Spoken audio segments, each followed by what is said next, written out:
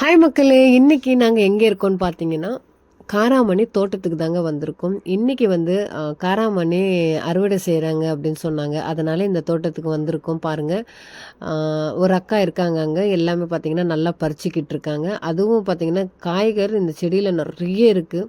So நிறைய இந்த வாட்டி நல்லா காய்ச்சிருக்கு அப்படின்னு சொல்லி அவங்களும் சொன்னாங்க.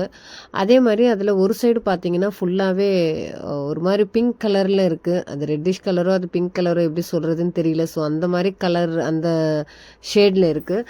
அந்த மாதிரி இருக்கும்போது எல்லாம் காயும் வந்து பறிக்கணும். ஃபுல்லாகவே க்ரீன் கலராக இருந்தால் பறிக்கக்கூடாது அப்படின்னாங்க. ஸோ அங்கே பார்த்திங்கன்னா ஒரு 4 காய் நாங்களும் பறித்து அந்த பவுலில் போட்டோம். ஸோ இதே எடுத்துன்னு போயிட்டு அதுக்கப்புறம் ஒரு அந்த பை மாதிரி இருக்குது, அந்த பையில் போட்டுட்டு அது தச்சு எடுத்துகிட்டு போயிட்டு மார்க்கெட்டில் போடுறாங்க.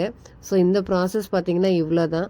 அதுக்கப்புறம் 2 கிலோ நானும் வாங்கிட்டு வந்தேன். ஸோ இதே மாதிரி இயற்கையான விஷயங்கள் உங்களுக்கு ரொம்ப பிடிக்கும்னா என்னோடய சேனலை சப்ஸ்கிரைப்